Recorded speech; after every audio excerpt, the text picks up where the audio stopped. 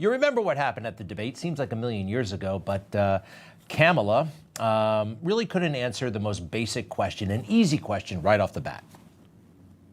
When it comes to the economy, do you believe Americans are better off than they were 4 years ago? So I was raised as a middle-class kid.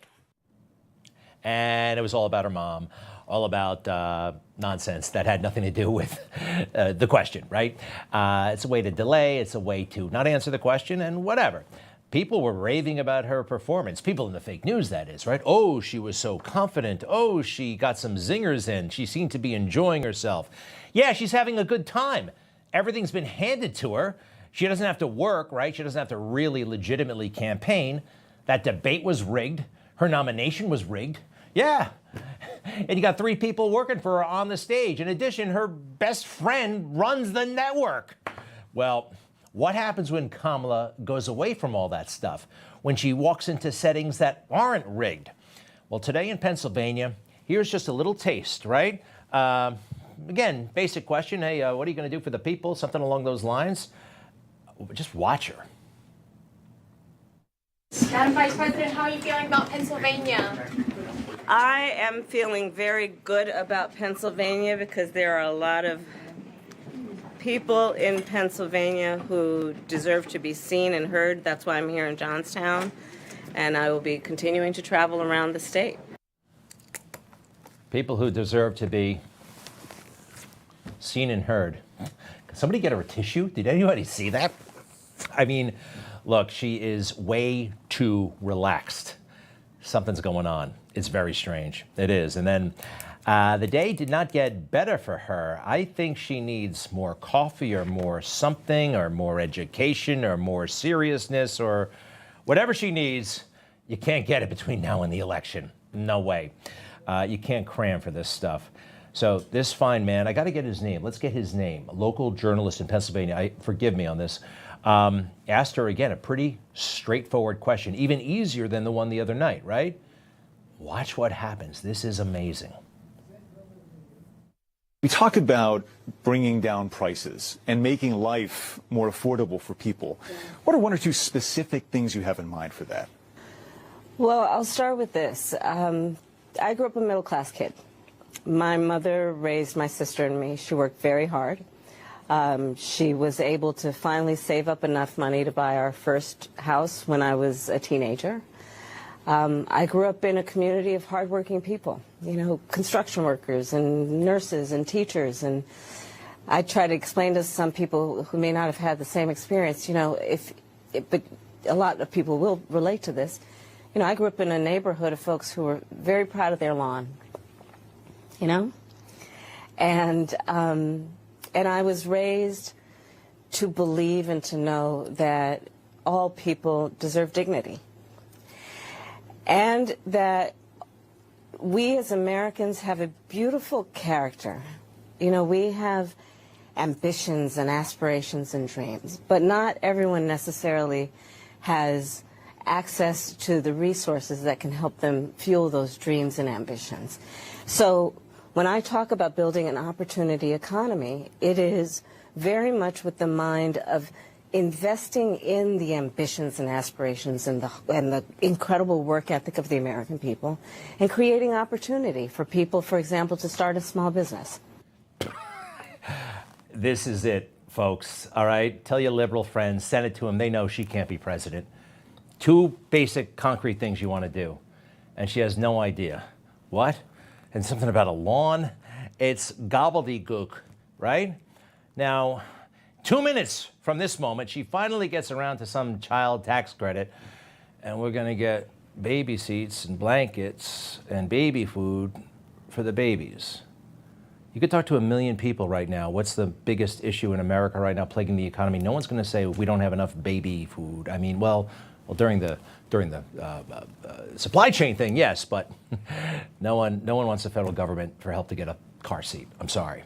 I mean, maybe I'm being too privileged here, but that's not what people are talking about, right? You know it, I know it. This is bad. This should be a game changer, folks. You got to get it out there because they will try to cover this up and pretend it never happened.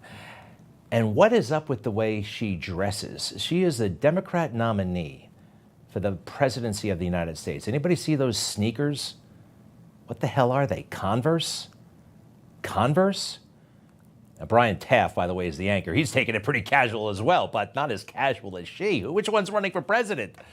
All right, I think it's kind of a disgrace and an embarrassment to be at this level. She got no votes.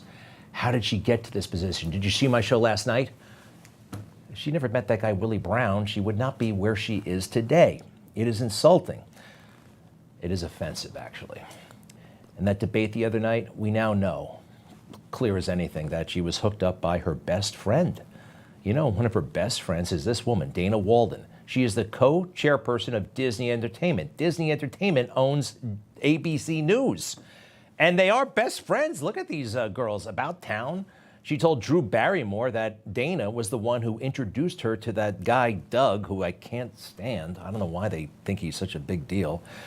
Very strange. Oh, and Dana Walden, let's see. She has an employee, and her employees are David Muir and that Lindsay person from the other day.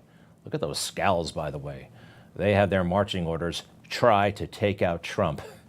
It did not work, and we got to see the whole thing. A few more loose end issues from the debate.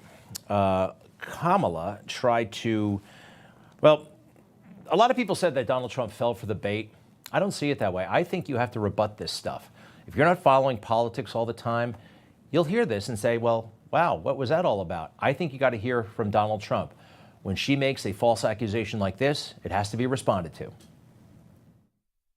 She's a Marxist. Everybody knows she's a Marxist. Her father's a Marxist professor in economics, and he taught her well. All right.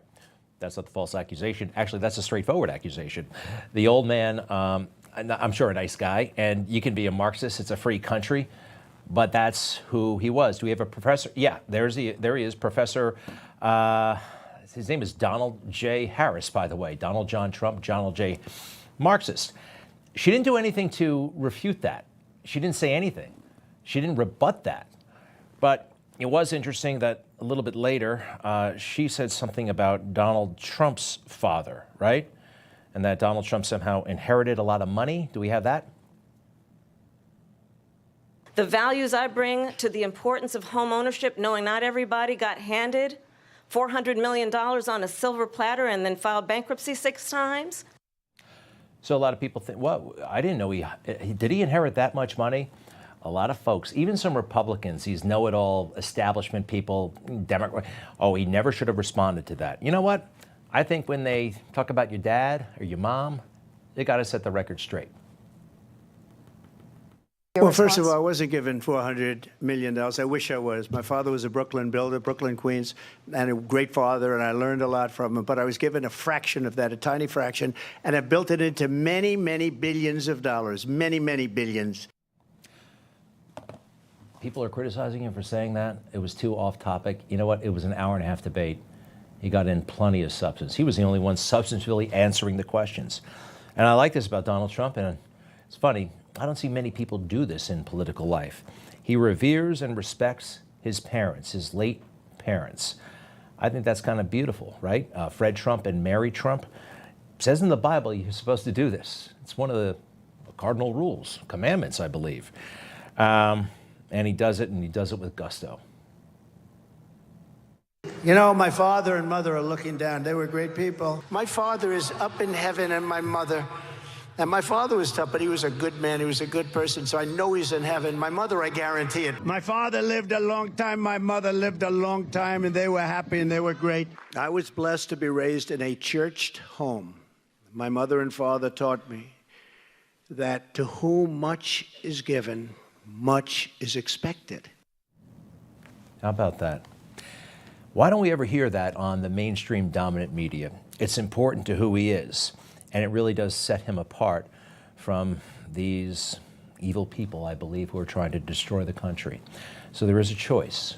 And I can make an effective case, I believe, that the choice is between good and evil. Unfortunately, the Pope, Pope Francis, doesn't see it that way. He's quite the character, isn't he? I'm a Catholic, and there are, I guess, certain dogma in the church that say he's infallible. when it comes to certain matters of Scripture. I do believe that's debatable. And I also know that he is way out of line when he says something like this, and he's wrong. Generally, it is said that not voting is bad. It is not good. You must vote, and you must choose the lesser evil. Who is the lesser evil? That lady or that gentleman? I don't know. Everyone in conscience has to think about it and do this. That lady or that gentleman, the lesser of two evils? Sorry, but who the hell is he to say this? Pope Pius? Where does he come off? I'm serious. You know, this guy has sent so many confusing and conflicting signals to the faithful that, well, both in the formal edicts that come out from the Vatican and stuff like this. Why did he do this? What was this all about? Yeah, he hosted a great big transgender jamboree. That is the Pope. This isn't artificial intelligence. This isn't some fantasy from somebody who works at Bravo TV. This actually happened. How about the time he hit that lady? Anybody remember that? Volume. Hand, pulling him toward her. Francis slapped her hand away before turning from the crowd. Yeah, I'm not the most famous guy in the world, but I've had people try to shake my hand. I would never do it. He hit that lady. One more time. What's wrong? What? You smack. And, you know, it's not like you're some guy. You're the Pope. She thinks miracles could happen if she touches you. Now, I got to cut the Pope a little bit of slack. After all, Joe Biden invaded his space. Remember when that happened? I do remember, though, when Donald Trump was criticized by the Pope as well. This is what I thought, well, how do you respond to the Pope, right? I mean, well, you just respond. You just let the Pope have it, especially when the Pope deserves it. The Pope was getting involved in the 2016 election and commenting about border policy. I'm sorry, Pope, but stay the hell out of it. And, well, Donald Trump actually was busy changing the game of politics, and it looked a little bit like this. I didn't think it was a good thing for him to say, frankly, and he was talking about the border. And as you know, I'm very strong on border security, and we have to have a border in this country. He actually said that maybe I'm not a good Christian or something. It's unbelievable, which is really not a nice thing to say. Not a nice thing to say. It's the Pope does not know Donald Trump to make a statement like that. And did the Pope really say this to Joe Biden? Now, if he did, this tells you a lot. This tells you a lot about the Pope. If he's saying that about Donald Trump and saying, well, something else about this guy, it's Joe bragging, so it's probably a lie, but watch. Mr. President, did the issue of abortion come up at all? No, it didn't. It came up when just talked about the fact that he was happy that was a good Catholic and keep the secret. Did the Pope really put it to him like that? I'm happy you're a good Catholic and you should still receive communion, even though you are violating one of the huge tenets of the Catholic Church, right? This abortion thing, abortion all the way up to the 9th month. Did he really? Maybe he did. I mean, this Pope is very, very different, isn't he? All right, the choice between Trump and Kamala. I actually do think it's a choice between good and evil. You got that, Pope Pius? Okay, I'm sorry, Pope Francis. Good and evil. You want an example? Well, look at our culture right now. Look at what's happening. Depravity, and we are losing this country. Reminder to the Pope, Donald Trump, and I know you have officially said you don't like Roe v. Wade. You know who made it go away? He did. If that isn't good enough for the Pope, well, you desperately need a new Pope. All right, Cardinals, can you do that? Can you make that happen sooner or later?